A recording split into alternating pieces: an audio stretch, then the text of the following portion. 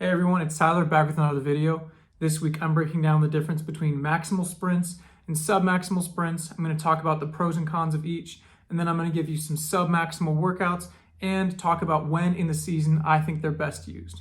Real quick, I want to define some terms because really, even if you're running at 99%, that is by definition submaximal because it's not your end peak speed, but it's still very similar to maximal sprinting. I'm really defining anything from about 95 to 100% of your max speed as a maximal sprint. And when we're talking about submaximal sprints, in this video, I'm usually going to be talking about 75% to 90% of your max velocity. This leaves out two areas. So anything under 75%, I would usually not even consider sprinting at all.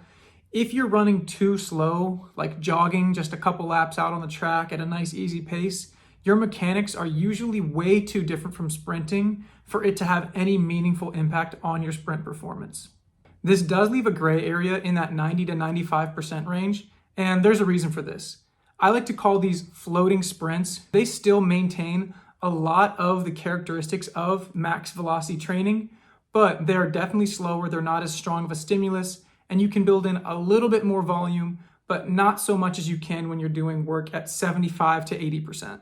And that might sound like a bad thing, but in reality, it makes it a very useful tool when you're transitioning from submaximal work to maximal work, whether that's due to injury, taking a break due to weather, or some other circumstance outside of your training. When you're coming back in, it's very important to slowly progress yourself into sprinting. And I think this is an essential part of how we should progress sprinters throughout the season.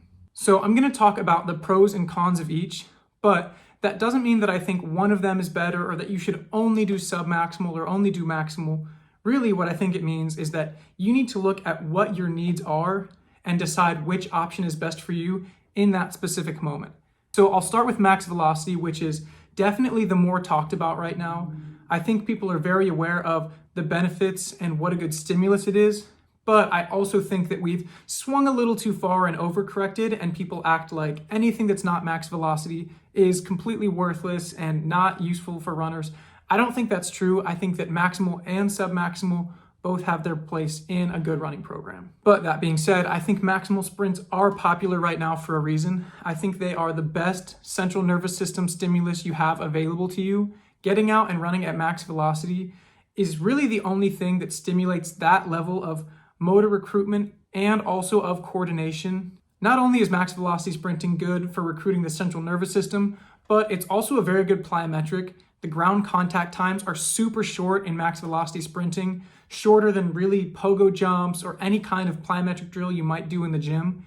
So when we're talking about developing elastic athletes, high speed sprinting is really effective for developing that stretch shortening cycle and that elastic quality in the tendons. There are some downsides to this. One is that it is very intense, and intensity is a good thing when it comes to recruiting the nervous system, but it also means that you're going to build fatigue more quickly when you're doing max velocity sprinting. It also means that your injury risk is much higher. And the last kind of negative thing I'll say about max velocity sprinting is that we often cue our athletes to run at 100% speed, but when you tell people to run at 100%, they usually tense up and tighten up, and they slow themselves down by having too much tension in the muscles. So cueing athletes to run at 95% sometimes ends up with athletes running much faster than if they try to run at 100%. I also want to talk about the pros and cons of submaximal sprinting, and I will say the biggest downside is that it's not as strong of a stimulus on your central nervous system.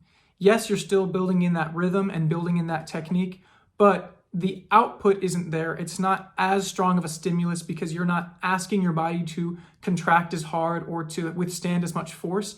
And so the stimulus is a little bit lower. This is also one of the good things because you can build in a lot more volume, and it allows athletes to work on running relaxed and for them to build in really good technique while getting in more reps. While submaximal sprints might not be the best for developing your max speed, they do still allow you to train other things that make you a very good runner. You can build in good technique. You can also work on your conditioning at submaximal paces.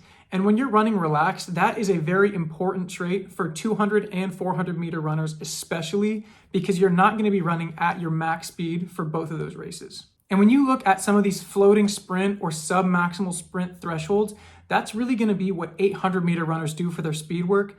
And the reason for that is simple. When 800-meter runners aren't used to high speed work, they don't want to come in and do 10-meter flies. They want to be running things like 150s at 90% because you're still getting good turnover, you're getting the benefits of sprinting, but they're not accustomed to that intensity, and so they don't want the injury risk that comes with a sudden jump in intensity.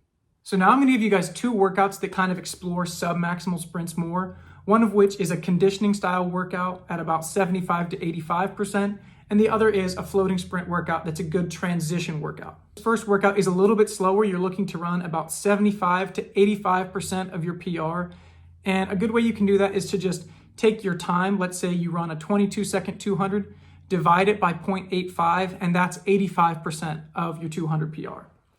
And when you're running around this pace, it's okay if you're off by a little bit. Obviously, you're not going to run it dead on, but this is the ballpark that you want to be running in. This first workout is a 150, a 200, a 250, a 300, and a 350. Do that, take a full recovery, and then repeat it again. And I'll put the rest times down below, but it's going to be 1.5 minutes, 2 minutes, 2.5 minutes, 3 minutes. The goal here is to focus on energy production. So you want to challenge your body's ability to run repeated efforts. And you also want to make sure that you're running smooth and not tightening up. When you focus on these two things, not only does your body get better at producing energy, but your form also improves and you take less energy to run the same speed. When you're doing a lot of these workouts, these are the workouts that are really going to increase your efficiency for things like the 200 and the 400. When you run those races, you want to conserve your energy as much as possible because you don't have unlimited energy in those races. It's very easy if you do this workout early in the season to determine whether you're tightening up and running with too much tension or whether you're overreaching. The problems in your technique become very apparent when you're asked to do a workout like this. The second workout is more of a speed hybrid type of workout.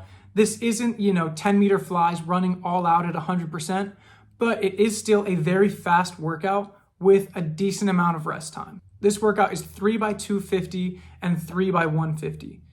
And between the 250s, you're going to have 4.5 minutes rest, fully recover, and then between the 150s, you're going to have about 3.5 minutes rest. When you're running this float style workout, you want to be at about 90 to 95% speed. These are going to be really fast, but you can't run them at 100% because you're going to tire out very quickly.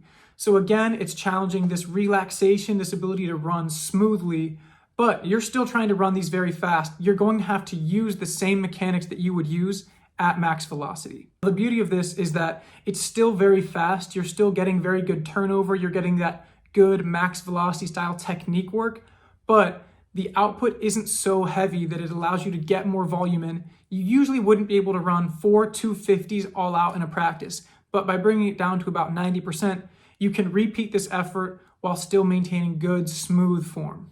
There are 3 times in the season where I think submaximal sprint work is most effective. Obviously, you can use it here and there for your long sprinters like 200 and 400 runners, but even for 100-meter runners, I think it can be super effective in that transition period between indoor and outdoor. And if you've been around track and field for a while, you know this is where most injuries happen. It's because we get outside, we get excited, and we want to run fast because we're able to get outside and run fast. And the biggest issue with that is that our bodies aren't fully accustomed to that intensity if we've been inside doing small acceleration work under 50 meters. And so when you build in these submaximal sprints, especially the floating sprints, you allow your athletes to get accustomed to that higher intensity without making too big of a jump or without bringing down the volume too much. It allows for a smoother transition into the season. Another circumstance where I think submaximal sprints are really effective is if you have an athlete who's recovering from an injury. Now, if you've pulled a hamstring or you've had some kind of stress reaction or foot injury, it doesn't make sense to come back and do max velocity work right away. Yes, it's a very good stimulus, but there's also a very good chance that you will get re-injured.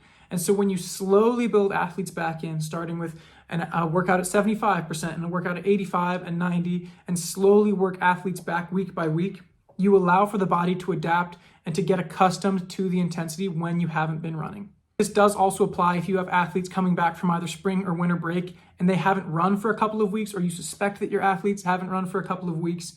It's not good to give them a disgustingly fast workout to try and convince them that they should have stayed in shape. You want to keep your athletes healthy, and so if you're suspecting that they haven't done max velocity work in a while, you want to slowly build them back into it. The last time when I think submaximal sprints are really effective is after traveling. If you spend the whole day on a plane, on a bus, or you've been driving in the car for 3 or 4 hours, you don't want to get out of the car and immediately go out guns blazing. You want to have something to shake your legs out. So the day before a meet, it can be really nice to have a light workout where you're still getting good technique, you're still getting the legs moving and getting that waste out of there, but without putting a ton of strain on your body after a long day of travel. Now, I hope you guys enjoyed this video, and I hope you guys walk away with an idea of when you might be able to use submaximal sprints. I'm not saying this is the end all be all, or that you can't do maximal sprints ever again, or this is the only thing you should do, but I do hope that this is another tool in your toolbox that you can find a way to use throughout your season. As always, thank you guys for watching. If you have ideas for videos or any questions, let me know in the comments. Like and subscribe, and I'll see you guys next week for another video.